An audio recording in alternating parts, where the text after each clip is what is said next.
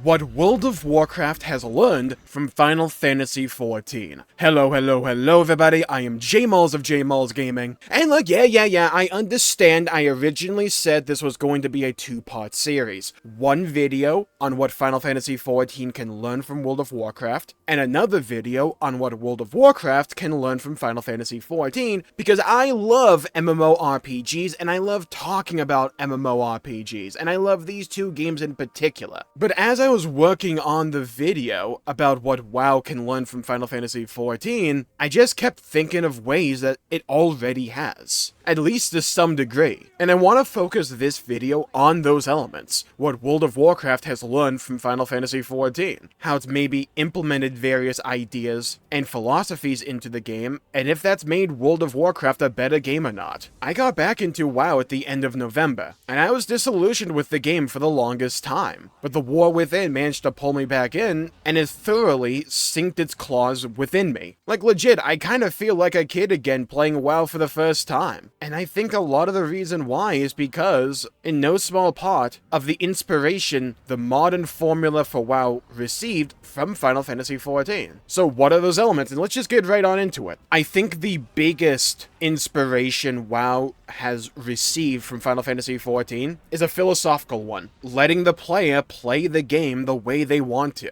It's not perfect in regards to that, but it's a heck of a lot better than the days of go do all this content for artifact power or more chances to get legendary items, or don't forget to run your islands or do your war fronts, or whatever the heck Shadowlands had, Torghast and Covenant and player power not pulling the ripcord, oh my. When it came to Dragonflight, which I had only dipped my toe into, and had been really experiencing this game in the War Within, it's been a massive philosophical shift in terms of overall game direction. The game doesn't feel like it forces you to participate in a bunch of different content that you don't really want to play, because you want to further your character and you want to further your account. It still has a bunch of things to do, but you go and do those things if you particularly want to. I talked about before how the War Within introduced delves as a new endgame feature. Smaller man instances, and you can even run these things solo. Most of the time, I just run them solo. I've only run them solo. You get an NPC companion with Brand Bronzebeard that you can customize a little bit. Do you want him to be a DPS? Do you want him to heal? In the next patch, they're going to make it so you can make him a tank as well.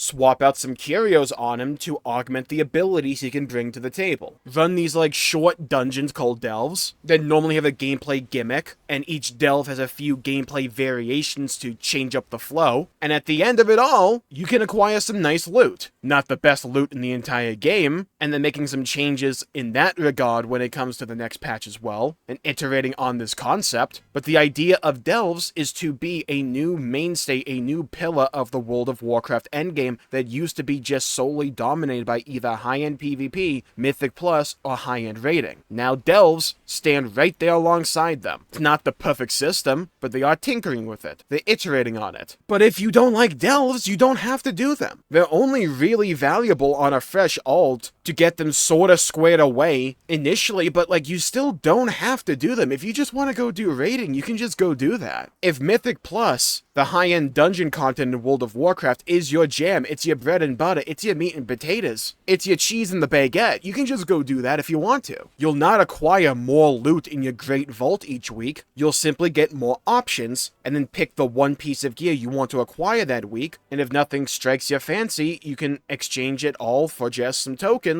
and exchange those tokens down the line for something else. What about world quests? Do I have to go engage with that content if I cannot be asked to go about the world to do quests that require about as much brain power as a frog being ready to be dissected in a biology lab? No, you don't have to do them. They can give you the occasional resource, but you can acquire that resource in other ways. And if you want to do a few here and there, you can. What about reputation farming? Renown now, as it's called. Yeah, World of Warcraft still has that grind, but it's largely for cosmetic purposes. Getting new transmog, new pets, new mounts, new toys, oh my, or new titles and stuff like that. There's some gear that has power behind it, but it's not meant for high-end play. It's gear that's okay for a new alt, or a new level 80. And renown is account-wide now. It's not based on your character, it's based on your account. Another element taken from Final Fantasy XIV, in a way. At least it feels like it to me, who's played both games. In Final Fantasy XIV, you largely only play a one character because that one character can play all the different jobs or classes in that game. World of Warcraft doesn't operate under the same principle. You play multiple different alts if you want to play different classes. But as was the case for pretty much the entire lifespan of World of Warcraft, it gets freaking annoying having to grind up the same daily quest or the same reputation for the same rewards because you want those rewards on that other character. Well, they made it all account-bound, or at least most of it, so I feel like I'm playing my account, and this stems to renown as well. I'm not just grinding up these reputations on one character, I'm grinding it up on my account. So the work I do on my main character, if I level up an alt, I get those renown rewards already on that character. So I can get a little extra pieces of loot to further him along. This is great in my opinion, and this is what not only World of Warcraft but also Final Fantasy XIV should do. Look at what the competition is doing, figure out why those systems may work within that game's environment, and find a way to make an analog for your game that works with your game systems and the way your game works. Because if you just lifted one for one, it probably won't. But if you identify why does this work over here, how can we do something similar but work with what we have, that's where I tend to find great gameplay iteration lies. And it's this idea from Final Fantasy XIV, and I'm sure other games do this, don't get me wrong, but it's just the way that World of Warcraft executes on a few of these ideas feels inspired by Final Fantasy XIV, because these are kind of the two big heavy hitters in the MMORPG scene. Especially when WoW was transforming its overall gameplay formula so drastically at the beginning of Dragonflight. That's around the time Final Fantasy XIV was skyrocketing with the expansions of Shadowbringers and Endwalker. World of Warcraft saw the success of its peers and said, okay, how can we make this work within our own environment? A lot of people love the way Final Fantasy XIV does things because it doesn't really force you down any one route. You pick and choose what you want to engage in. If you want to really spend a lot of time on your in-game house and customize it and you want to go get rewards for it, you can go do that. If you really care about glamour, you can go do that. If you care about high-end rating, you can go do that. If you want to do PvP, go do that. If you care about the gold saucer, go do that. Care about getting all your reputations and all your, well, reputations done, go do that. Do you love crafting and gathering and you want to level all those up and then maybe sell stuff on the market board? You can go do that. It's a beautiful element of the Final Fantasy XIV way of doing things that I think is brilliant for the modern day MMORPG. And I think it was the best decision WoW has made in years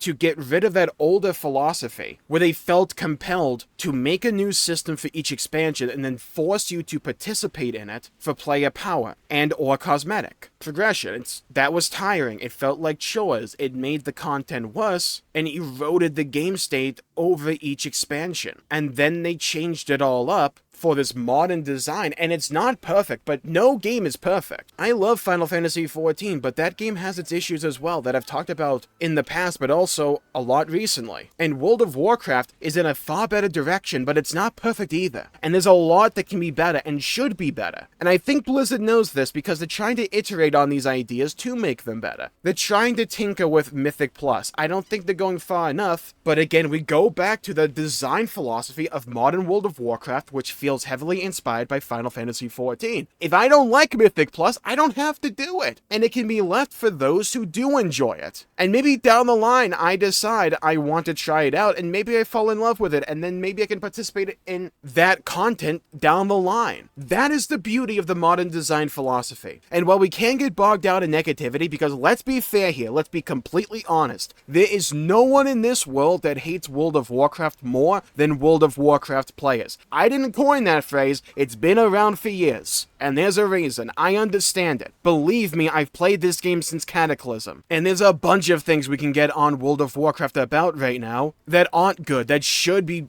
brought back to the drawing board and reconfigured. The new player experience sucks. Gearing is super confusing for new players. I've gotten used to it and I kinda like it now. But it's really hard to understand initially, with all the different currencies going around and all the different crests. And what the heck's a Valor Stone and all that. Final Fantasy XIV pretty much just saw the way World of Warcraft did it back in the Wrath of the Lich King expansion and just said, screw it, we'll just do that. Even a Cataclysm to some degree there. But now that I don't feel compelled to interact with systems that I don't particularly enjoy, I can just participate in those that I do enjoy. And I think that's why so many people love Final Fantasy XIV and also still love World of Warcraft. Because if a system's not really your cup of tea, like in Final Fantasy XIV, if you don't like Chaotic, you can just like not do it. And if you don't like World Quest, or you don't like Mythic Plus, or you don't like Delves, just don't do it. Or interact with it as minimally as possible. And I can focus on what I've been really wanting to do, or what I want to do in these games. And in World of Warcraft, since I've come back, I've been really enjoying class design. So I've been wanting to play a bunch of different classes, and with the 20th year anniversary event giving me a bunch of XP bonuses, I decided to level up a bunch of alts. And there's still a bunch more that I want to level up. But that's where I've been spending most of my time, alt leveling, and experiencing the story and various side quests and the War Within, which have been pretty good. Now getting to that, by the way, the storytelling is absolutely 100,000,000,000% inspired by Final Fantasy XIV, and I won't hear otherwise. Because it's not like Final Fantasy XIV is the only game that doesn't hold your hand and lets you do what you want to do, right? You could probably make an argument that, oh, WoW was probably also inspired by these other games. Absolutely. We know it was inspired by Guild Wars 2 to some degree, because it pretty much took its mounting system and called it Dragon Riding, now Sky Riding, in World of Warcraft. And then pretty much did it again when it comes to 11.1, the upcoming patch for the War Within, with a new system for ground mounts called Drive, where you can now drift in World of Warcraft. Yeah, I played the PTR, by the way. That takes a little bit of getting used to. But the storytelling. Final Fantasy XIV was known for how good of a story, how beautiful of a world it constructed and painted before you, the player. Its memorable and beloved cast of characters, combined with gripping plot moments and beats and story moments. The music, the environments, the spectacle of it all. It was unrivaled. There's a reason I put Final Fantasy XIV Shadowbringers as my favorite story ever told in a video game. And as the more time goes on, the more I'm like,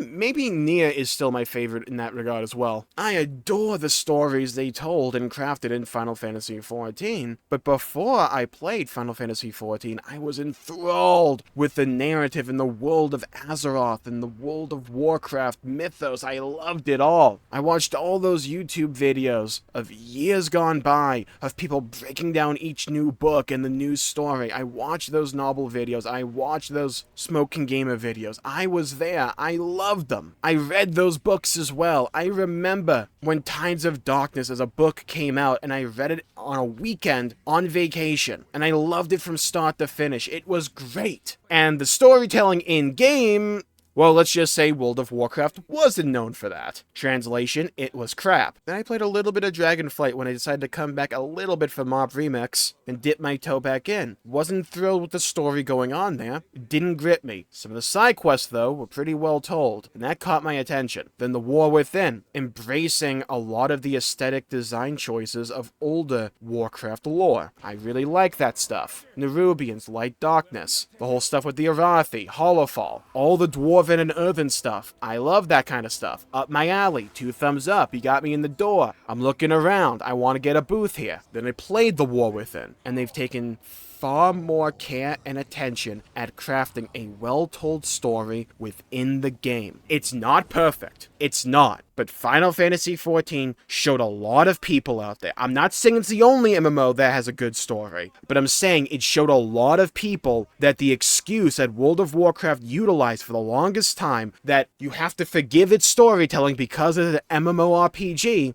that excuse no longer applied because of how well-told stuff like Shadowbringers was for Final Fantasy XIV. And when people experienced that, WoW no longer had that excuse, and it made it look worse in comparison, rightfully so. But now with the War Within, it's so much better. I think the War Within has the best storytelling in-game WoW's ever had. At least since Warlords of Draenor, because WoD sucked, gameplay-wise. It sucked for a lot of reasons. Its leveling experience, though, wasn't one of them. But the War Within story felt connected. Felt like an actual story that I was experiencing, not just going to a bunch of different zones and going off like on an anime filler arc. No, the story was unraveling. It was connected. Characters that actually had emotion, that actually kind of felt like human in a way, with cutscenes that didn't look like bad YouTuber machinima. actual facial expression and voice acting. Well, WoW always had good voice acting, let's be fair here.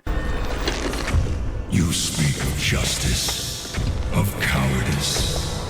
I will show you the justice of the grave and the true meaning of fear.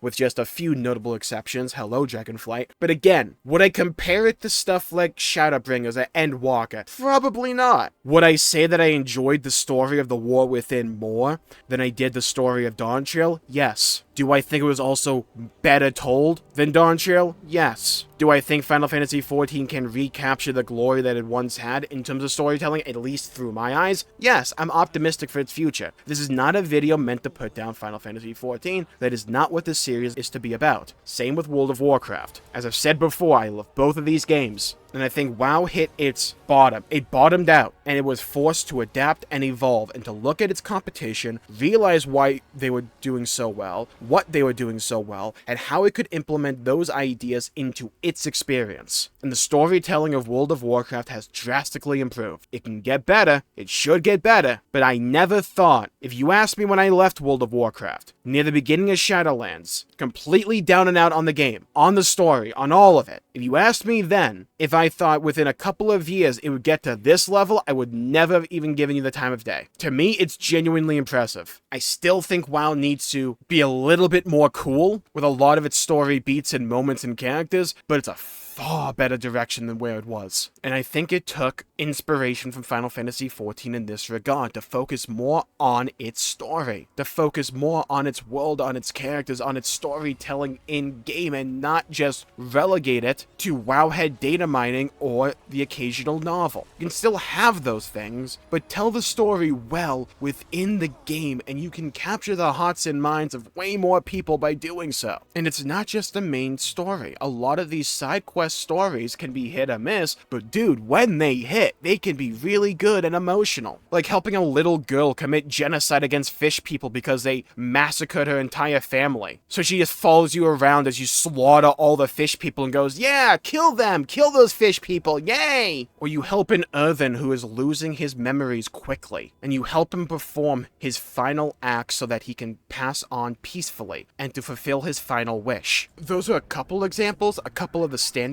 for me. And again, they're not all that great. There are some misses here, some that are just not that interesting and not that memorable. WoW is not a perfect game, and I don't want it to come off as if WoW is completely fixed. It's a 10 out of 10, let's get in. What I'm saying is that it's on the right path and is course corrected drastically. It's not all the way there yet, but I think it did take the right lessons from Final Fantasy XIV while also just stealing Guild Wars 2's mount system. Thank God for that, because it's really fun in WoW. But I think I've yapped enough for this video. In the next video in this series, we'll cover what WoW can still learn from Final Fantasy XIV, because like I said, it's not a perfect game, and it can still do and should do better. And we'll talk about it when we get there. So thank you all for tuning in. My pleasure making the video. If you enjoyed it, please leave a like and subscribe. It really helps the channel out and helps support future content, and I greatly appreciate it. Leave a comment down below with what else you think World of Warcraft has been inspired by. Not only Final Fantasy XIV, but other MMOs. If you have more experience there, what do you think WoW took inspiration from those games? I'd love to hear your thoughts, hear your opinions, and hear your perspectives. And what do you think WoW should still strive to fix or better? I'd love to hear your thoughts, hear your opinions, and hear your perspectives. Stay safe, have a great day, and I'll see you all next time. Bye-bye, everybody, until we meet again.